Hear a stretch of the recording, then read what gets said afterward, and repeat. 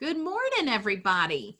So just want to kick off the meeting by thanking you for attending. I really appreciate it. And we're going to take a few minutes before we get to Donna. Donna's our special guest speaker today, giving point of view, new agent negotiating a multiple offer situation. But before we get to that, we're going to talk briefly about working open houses for other agents. So in case you didn't know this, most agents are delighted for you to work an open house for them. Like me, you are also very, very busy, but you also are a new agent and you need to drum up business. So I am always happy, as well as so many other Wainwright agents, always happy to have you work an open house for us. What you benefit from is any buyers, any customers who come through that house, if they are unrepresented, then I don't want them. You are welcome to have them. That's your the perk of working the open house is you now can take that buyer, that customer, that unrepresented party, and you can try to turn them into a buyer for yourself. At the very least, you can add them into your database and start farming them and start trying to convert them into a buyer for yourself. Sometimes they have a house they have to sell as well, which is awesome. Now, when I have agents work open houses on my listings, I never require a referral fee. I'm just delighted that they wanted to work the open house for me. And it is, I mean, even during this time of us exiting quarantine or possibly going back into quarantine, we'll see what happens. There still are people attending open houses. I would always recommend the buddy system, obviously. You should take someone with you, even if that is a best friend or a spouse or, even your, teenage kid, and just sit them in a chair with a book and just have someone else there with you. Another thing agents will do is they will text me and say, hey, Ashley, I'm about to work an open house. I'm going to be there from blank to blank. This is the address. This is where I'm going to be. And they'll text me at the conclusion of their open house and let me know that it went fine and that they're fine. So you can always use me as that resource. If you just need to email or text somebody where you're going to be. Same with when you're showing houses. So if you can, use the buddy system, of course. And open houses can be very funny. Either you have 10 groups come through or you're going to have one group come through. And it all depends on the weather, what other activities are going on. I think we're about to see an uptick in open house attendance because people are starting to get squirrely. They're starting to want to get out some, but a lot of the things they want to go do on a Saturday and Sunday are closed, so open house attendance, I predict, is going to be going up rather than down. But obviously some safety measures need to be in place as well. I do try to supply masks and gloves at the home for my open house, and I provide those at my listings. So does anybody have any questions about working open houses for other agents? What you need to do in order to do that is just send me an email and say, hey, Ashley, I'd love to work an open house this weekend. So I will forward that email to the firm, and agents will chime in and say, hey, you're welcome to work any of my listings. Now, my caution to you as a new agent is go ahead and take the time to look up the listing before you commit to it. That way you can make sure it's in an area that is going to have traffic. So I might not choose to work an open house, 8 cul-de-sacs deep into a subdivision that may or may not have a lot of foot traffic, so please take a look at the listing before you volunteer to do it. I know you're just thankful somebody's willing to let you work their open house, but just go ahead and look at it. Make sure it's a property that you feel like you're going to be able to market. Make sure it's in a neighborhood that people are going to be able to find.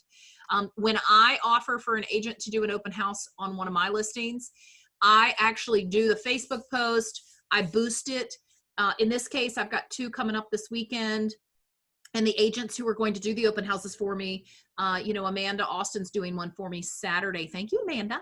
And she's actually going to do the boosted post as soon as I have a price change here in a few minutes. And then I'm going to share that and I'm going to boost it just to try to get even more traffic there.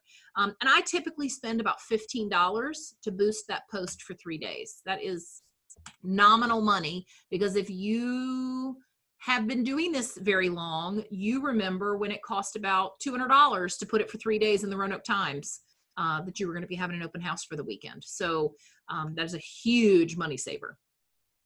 So who has questions about that before we transition to our guest speaker today? Anybody have any input about that? Okay. Well, I'm gonna mute myself, and we're gonna have Donna just talk for about 15 minutes, 20 minutes about her experience last weekend, making an offer and finding out that there were multiple offers and needing to present her highest and best offer. Okay. Donna, there's nothing you shouldn't talk about. You can talk about the whole process, how you know the clients, what their situation is, anything you want to talk about. Okay. Just don't use names, since this is going to end up on YouTube. Thank you, Donna. Well, I have known a family for years. Our kids go to school together, and I just love this couple. They just recently got engaged and are starting to look for a house.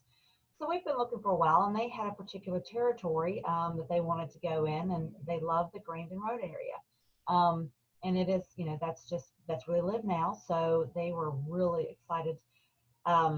Been looking for a while. Just I will preface this first by saying, if you have questions, please don't hesitate to call. Ashley is phenomenal. She is my cousin, but with saying that, she's phenomenal. She will do whatever that to help you. She is there, and so she's just a wealth of information. And you meant physically there, because when you came in Friday night to do the offer, I was still at my desk at like 9 p.m. on a Friday night. Just, she was not, literally, she was there. So I was very thankful for that. So anyway, I've known this family for years. Another point is to make sure that they have their pre-qualification letter. Because we started out in talking with them, I told them, I said, okay, are we pre-qualified? And she says, well, we have a cap of $250. $250,000. And I'm like, great. Well, let's start looking. So we went through probably 10 houses, just looking at them. And then come to find out, we didn't quite have a pre-qualification letter. So I said, get that before we go further. Because if you find something, especially, you're not going to do anything with it. If you find something you love, you don't have that pre-qualification, the pre-approval from the lender that you can work with this much, you're not going to be able to proceed, because, that's required. So luckily they had a great lender that got it really quick for them. So anyway, there's a house in a couple streets over from them that the fiance loved, absolutely loved it when it went on the market last year. They go walking through the neighborhood. They it's a great area for them. They have friends in the neighborhood, so that's why they wanted it. So she sent me a text and said, hey, this house is showed up on Zillow. So I looked it up, and it was it was coming soon. It was coming soon. The first show date was going to be August 3rd, that Monday. I'm like, great. I said, we'll get it. Do you have your qualification letter? He's there now working on it. Okay, wonderful. Let's get it. And then hopefully, by then we'll have that. So then I went on, just because something was telling me to look. So I looked again. Well, he bumped up the coming soon to that Friday. I was like, oh no. So luckily they were able to get the pre-qualification letter, and the lender said, yes, we're good. We'll go look at it. So we took off, and he couldn't make it. So I went during lunch, showed her the house. She loved it. And she called me back about 2 o'clock or something, 3 o'clock. And she's like, we want to put an offer in. I said, okay, fantastic. So I went ahead, because of the neighborhood, and because I was the way the market is, I was afraid that, we're going to have some multiple offers. So I just, talking with Ashley, I go and I talk to Ashley and Jennifer all the time, just for helpful hints, and like go in and have a conversation, call the listing agent and say, hey, my client is interested in the house. We want to put an offer in, find out if there's multiple offers coming in, find out, how popular this house is already. So at the time I spoke with him, I said, we're going to be working on an offer. And he said, I said, do you have anything else coming in? He said, well, I've got one that said they're thinking about putting an offer in. They're planning on putting one in. He said, I've got another one that's supposed to let me know tomorrow. I said, okay, thank you. So just for one thing, that just set up a rapport between me and him. I felt, I felt comfortable. Okay, he knows I've got something coming and he's looking for something from us. So anyway, we started working on the offer and went over their house. Another thing is probably good.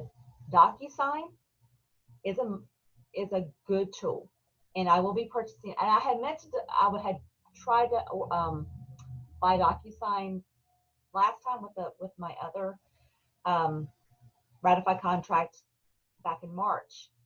It got put on hold. Just all the COVID stuff and everything. It got put on hold. Well, that's a good purchase that I will be making, because especially if you're on the weekend and you're in different places, it's a good tool to have.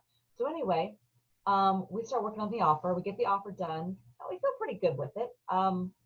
And right after I go to have them sign the offer, he sends me a message. Hey, I've got one offer in already. I was like, thank you for letting me know. So I got a little nervous as I headed back to the office, and I went in and talked to Ashley, and I said, well, he's got one offer in. He's possibly going to have one tomorrow. In the meantime, I'm talking with their lender, and the lender says, hey, what do you think about an escalation clause? And that I had sort of thought about it a little bit at the back of my head. I thought, it's something we can do. I know some of you know what escalation clauses is. I'm, still learning. That just allows you, it's a clause that you put into your offer that allows you to raise your offer to them so that you don't get outbid. So if you have an offer in and someone comes in higher, they're able to, move your offer up to go over that asking price, so that, you're always, instead of going back and forth saying, hey, I want to counter, this is more of a set in place that allows your offer to go up to a particular amount that you're comfortable with. So I thought about it, and I said, well, let me run it across, Ashley, let me run it across my clients, to see what they say, because typically, ultimately it's up to them. What do they want to do? What are they comfortable with? I said, but in the meantime, please, I went back to the listing agent. I said, please let me know as you're getting these offers in. Please let me know if it comes in, we may be able to work up our offer, and so before you make a decision, can you let me know, if you're going to do highest and best, because we like the opportunity to possibly go back and look at our offer. So then come back with Ashley and talk to her a little bit. And she's in the meantime, she's like, I support if they want an escalation, highest and best, whatever they want to do, it's fine. If as long as it's up to them and as long as they are okay with it, and it doesn't go, it doesn't I guess tax their ability on the loan, to be able to pay for it. So we came back. They didn't want to do an escalation. They came back with a counter offer, and so we turned that came in the next morning. So I said, he came back the next morning. He said, okay, we're doing highest and best. You've got until 1 o'clock. Very, very nice listing agent. Very nice listing agent. Very easy to work with so far. He said highest and best. So what we did previously, and this was Ashley's suggestion, and I will be doing it from now on, is to personalize your offer. This is a young couple. This is a very sweet couple, first home. Show them who you are. show them who your client, who your client is. They wrote a note to them. We put that with our first offer, our first initial offer. They sent a picture of them with their dogs. She put a note, hey, we live in your neighborhood. We've walked by your house. We think it's a fantastic home, and we love it. We thought if it ever came on the market, that'd be a home that we would love to have. It would be something we want to start a family in. Our dogs would love that big backyard. We just think it would be phenomenal, and we want to wish you well on your new adventure, because the seller was moving for he had a job that was coming up in Lynchburg, and that's why he was moving.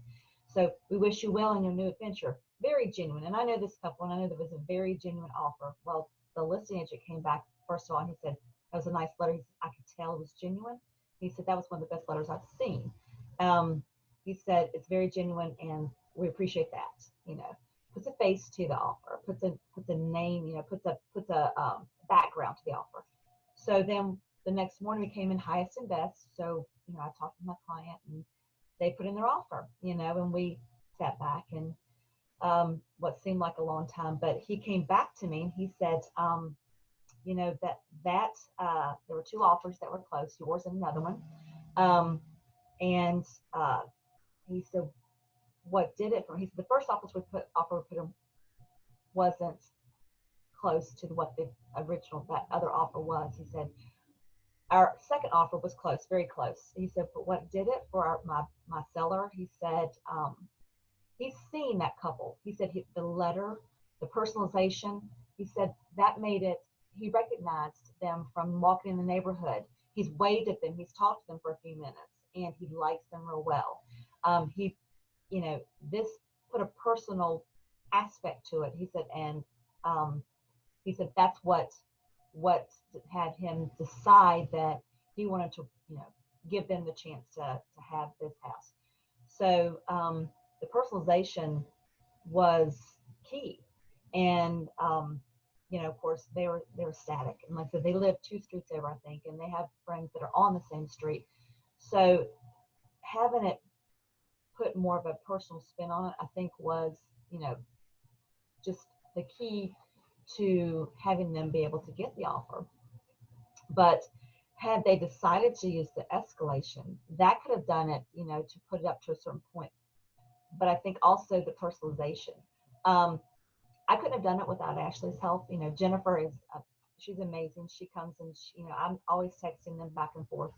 But when I came in Friday night after having them sign it, I mean, Ashley was here. She was here until she was here after I left.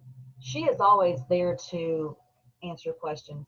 There's nothing you can ask that is a silly question. Trust me, I've asked them all. Even being here, I've been an agent for probably 2.5 years. I don't feel like I know, a fourth of what I need to know, which can be very intimidating going in. But when you've got backbone behind you that does know it, just don't feel afraid to ask, because she was the key for me having enough confidence to go through. She would tell me, what I need to do, come back. I did the original offer and I gave it to her to look over, and then she put the points in there. When they came back and the lender said, hey, you want an escalation clause? I went into, I said, what do you think? She said, I support it, but you need to, find out what they want to do. What are they comfortable with? The lender wanted them to go up a little more. They weren't comfortable with that, but they were, so, find out what your client's comfortable with. It's just, everything's changed.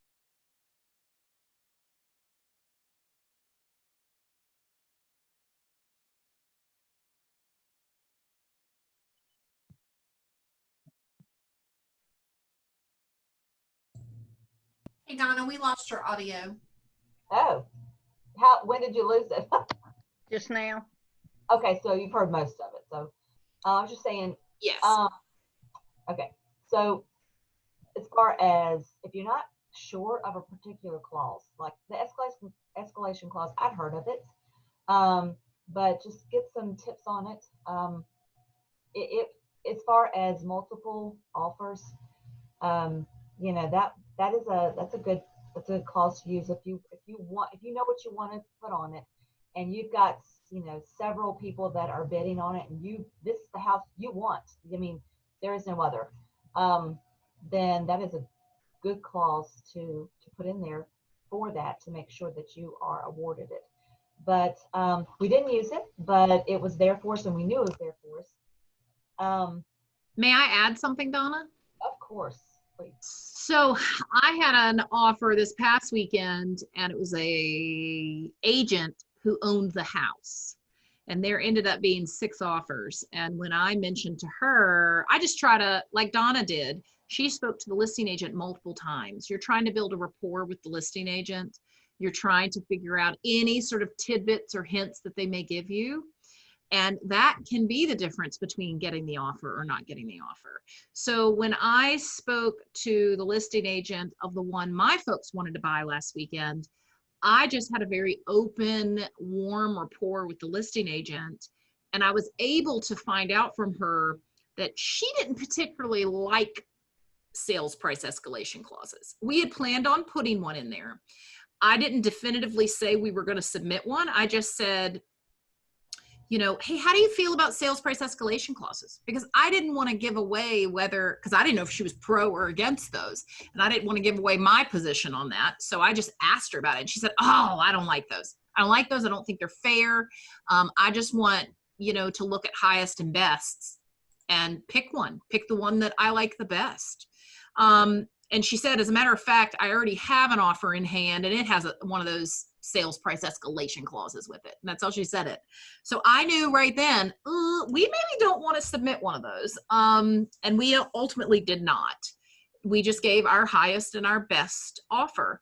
And you hear people talk about highest and best. In our case, it was highest because it was as high as my folks were willing to go for this particular house. It was best because we opted to not have any inspections. Now, would I usually recommend that? No, I would not usually recommend that. But in this case, the house is only 4 years old. And this lady has owned it for 18 months and was willing to provide us her home inspection and radon inspection report from 18 months ago. She found another house she wanted to live in better, and she's moving to that one. And we were able to look at the inspection reports from 18 months ago. So in that case, the best part of our highest and best offer was a very clean contract. What we angled to do was to let this seller sell her house to us and then just show up to closing. No inspections, no repairs. She doesn't have to do anything. So in our case, we tried to make it as easy as possible. I also chatted with her up about, so tell me about your moving plan. You know, what would be your most desirable closing date? And when she named her most desirable closing date, we made that our closing date. You know, so that's the best part of bringing your highest and best offer. Now, sometimes you can accommodate those wishes. Sometimes you can't. But in our case, we accommodated all the ones we could to try to make it the most desirable offer for her. Yeah. That's what I talked with the listing agent, like you said, several times beforehand, just chatting a little bit, you know.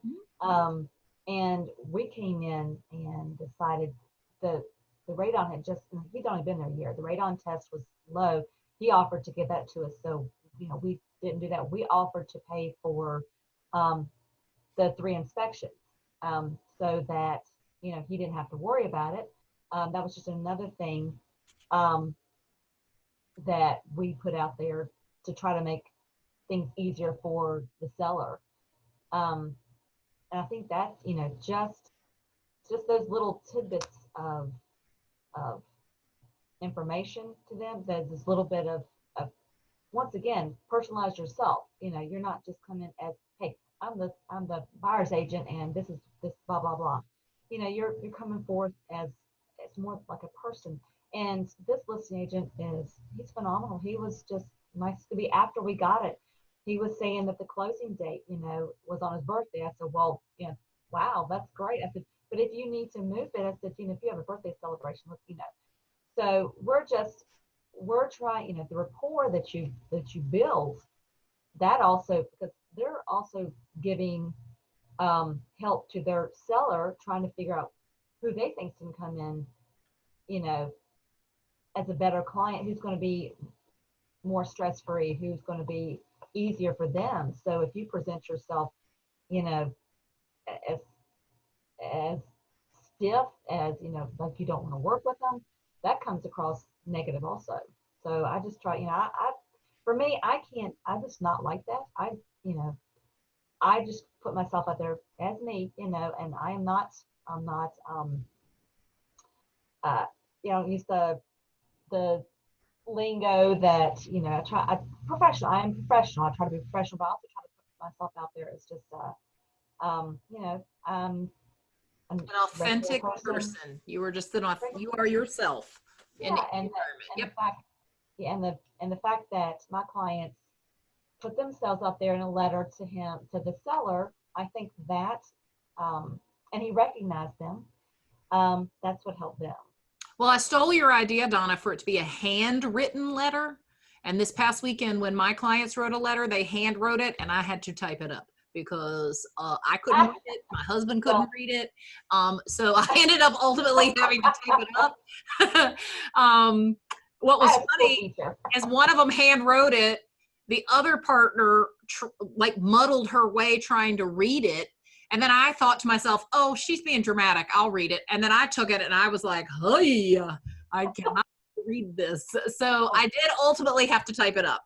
And I'll tell you what I use for that I have found to be the easiest is I use Google Slides, and I just have a text section and I throw some images on there. And then instead of printing to a printer, I do Microsoft Print to PDF as my printer choice.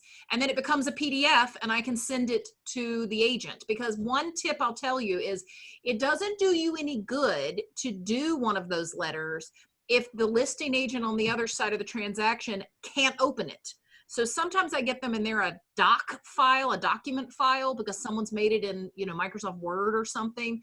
Well, unless they have Microsoft Word on their computer, they're not going to be able to open it and look at it. So a PDF is still going to be the best way to send that letter. If all else fails, you can put it on a scanner and scan it. And in Donna's case, it was handwritten, so she needed to scan it that way. So those are just a couple of quick little tips about the letter. Anybody have any questions for Donna before we move on to pop buys? Anybody? Thank you for sharing, Donna. You did a great job. Welcome. Thank you. Good job. You got a thumbs up from Kelly. Thank you. I did that on a listing that I sold that had multiple offers.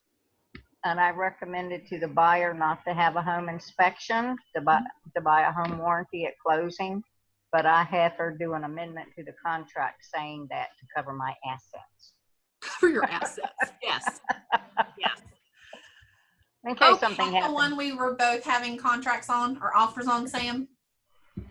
Do what? Yeah, that's one. Yep. She beat me.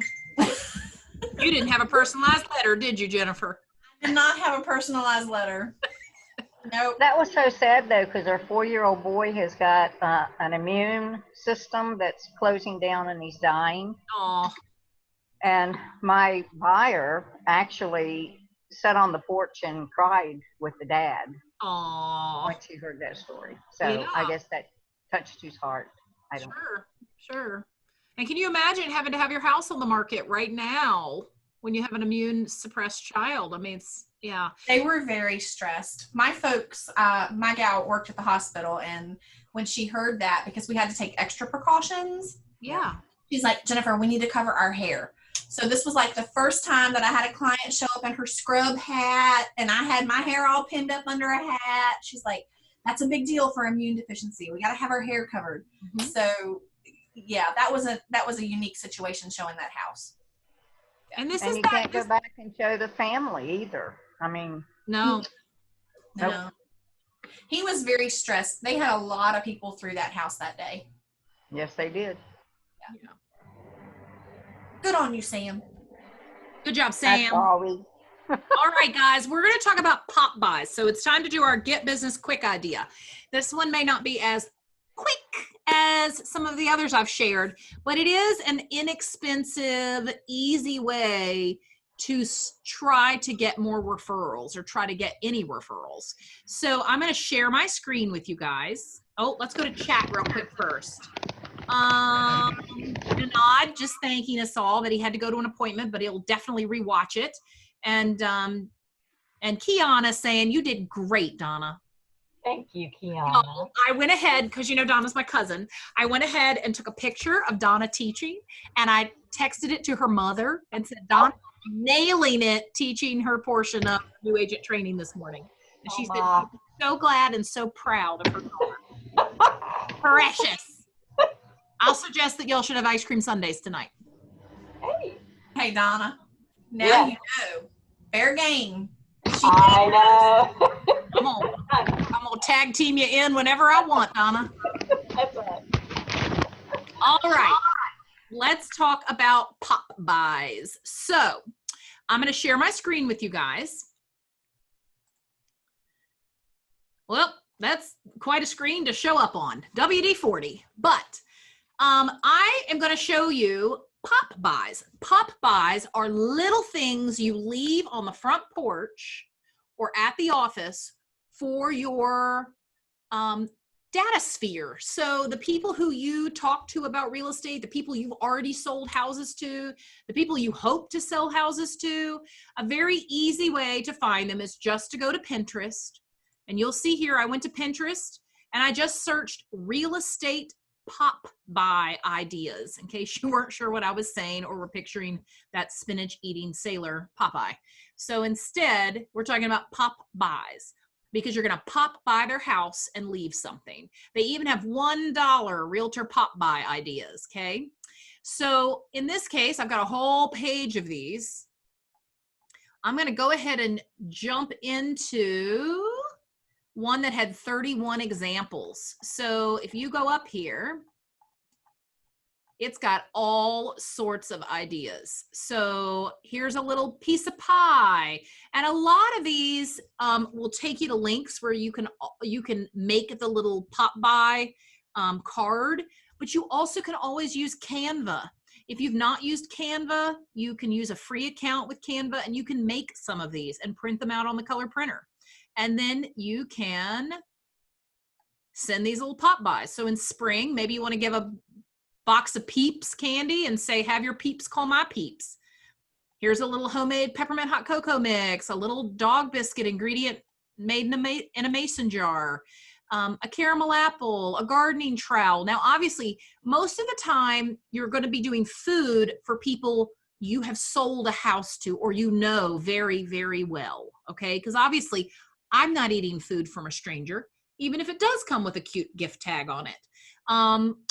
Okay, let's be fair. I probably am eating the food from a stranger, but I don't think you should be eating the food from a stranger. So, or feeding it to your family. So these non-food pop buys are very cute. You know, call us for the scoop on the current real estate market. So maybe I've got a new listing in a neighborhood and I'm going to do a pop buy to every house in a 2-block radius with an ice cream scoop. This is call us for the scoop on your neighbor's house that's on the market. You know, obviously make it sound better than what I just flew off the cuff with. But that's a perfect example of something you can do in the neighborhood. And you can even have a flyer for the house with it. You can even somehow work in, you know, don't you want to have input as to who your neighbor's going to be? Find me your new neighbor, you know? How about a little tiny Dollar Tree magnifying glass that says, find me your new neighbor. And then it's a flyer about the property. Once you get started thinking of these, you're going to think of a million. You know, here's a prescription. It's M&M's in the prescription bottle. They've made a little custom label here for their company. These are on Etsy for $4. It's a wall mount bottle opener. There's always an opening in my schedule for your referrals. Now, these are things I might give once or twice a year to my clients who have already bought a house with me. So here's a little jar of honey. This is going to be a great year. Maybe that's what you give at the new year, you know? Here are pop buys for a school. Thanks for being such a great teacher. You're the bomb. And then you can put your business card on the back. And maybe you drop those off to an elementary school that's in your farm area for all of the teachers at the beginning of the school year. Who has questions about pop buys? Because I want to pop us on over to Canva and show you how you could do this easily. But first, I want to answer any questions you may have about that. I'm going to stop screen sharing just for a moment. Donna, Jennifer, if either of y'all would like to speak about that while I get Canva up, that would be great. Or if anybody has done pop buys. Samantha, I feel like this is something you've probably done in the past if you feel like sharing.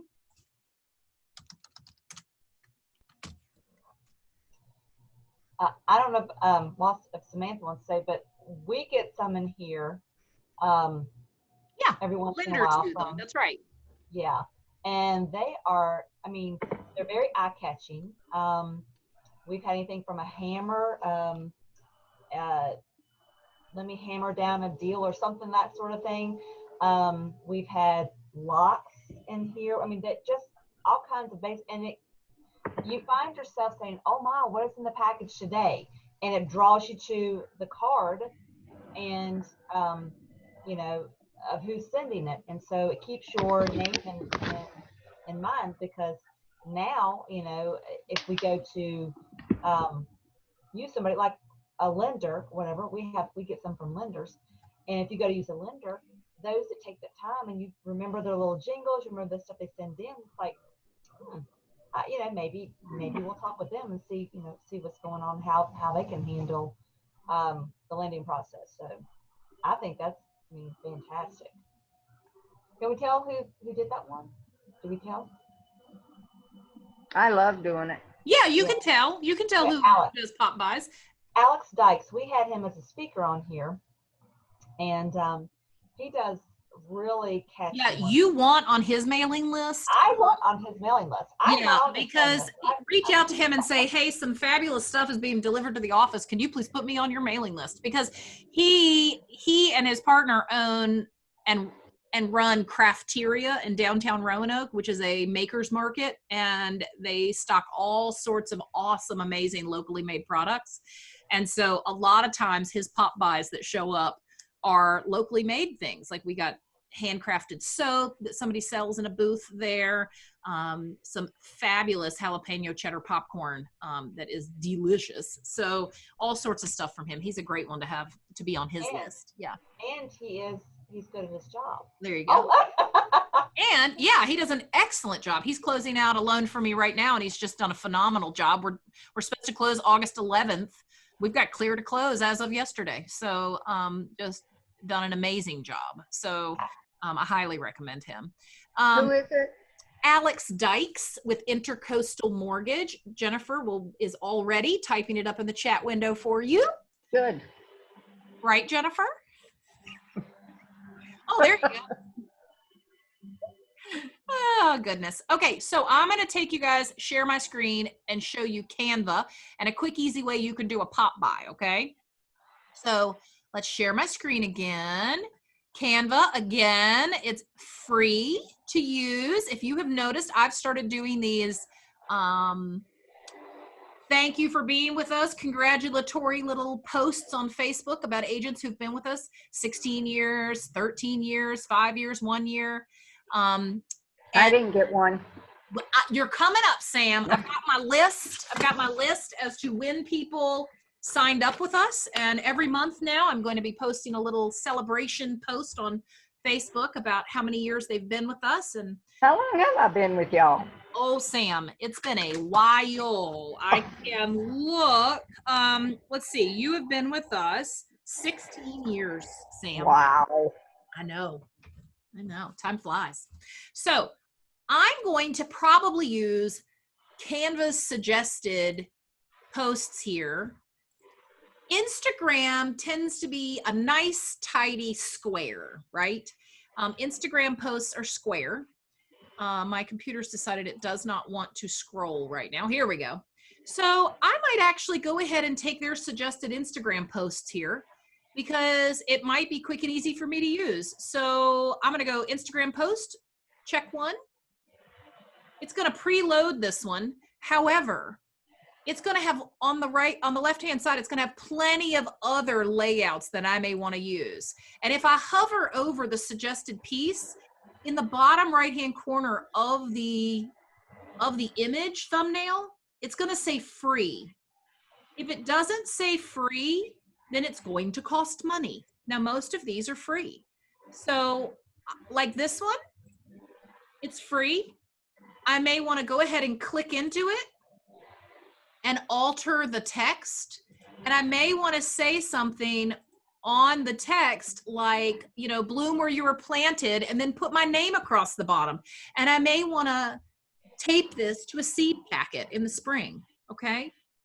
Put my business card on the back of this little card, and then tape it to the seed packet. So that's just gonna, I mean, that took me 2 seconds, and all I've got to do is stick my business card on the back of it. Now, if I wanted to get fancy and get in here and change my text and put my photo on the back of it and do a double-sided printout, I can. But a lot of times it's the thought that counts. It doesn't have to look phenomenal. It has to matter that you do it. So that would be something very easy to do.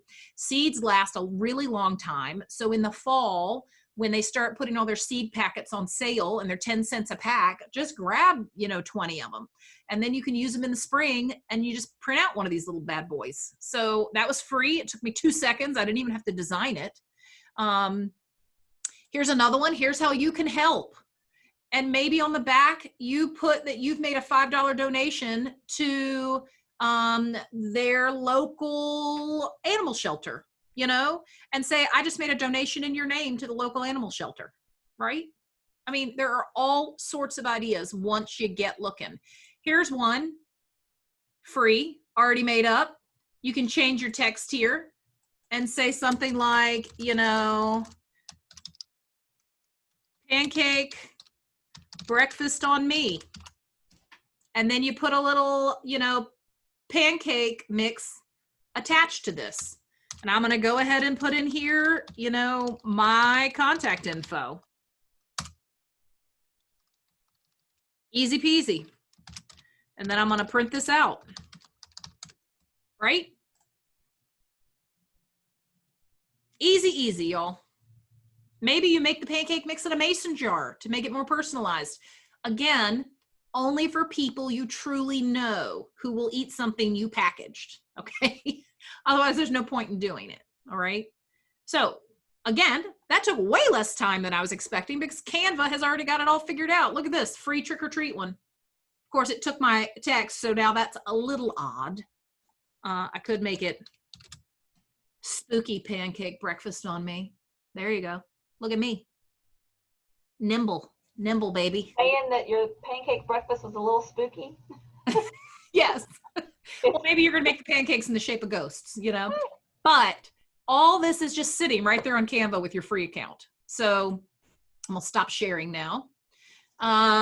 So those are just super, super quick pop by ideas, okay? That cost next to nothing, you know, $1, $2 per person.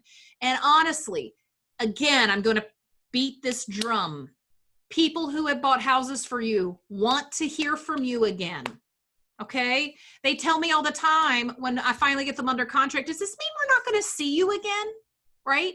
Because you've just spent hours and hours and hours and hours with them doing something very personal, helping them pick their home, right?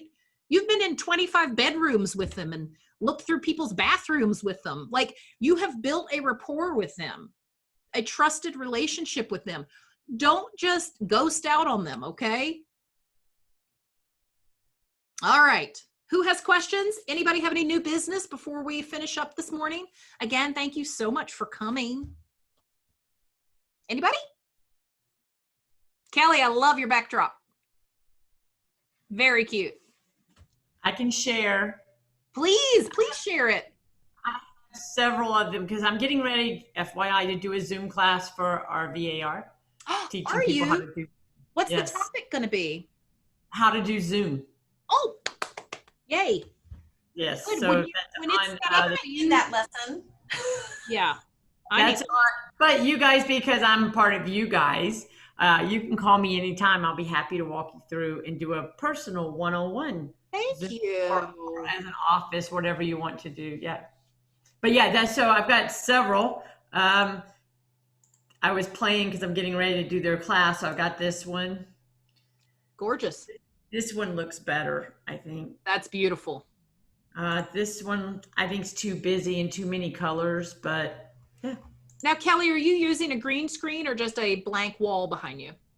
At this moment, I'm without the green screen, but I do have a green screen when I want to do it. But to have it, there's my green screen. But I have to have a lot of lights on in front for me to need to have it. So I luckily don't have to do that. So, but yeah, I'm more than welcome. Anybody can reach out. Be more than happy to help anyone with Zoom, get the handle of it, understand how to do it, and everything like that. So yeah. Thank you, Kelly. All right, gang. I appreciate all of you. Thank you for coming. As always, it is always better to teach two people than just to talk to a blank screen. So thank you very, very much. Everybody have a fantastic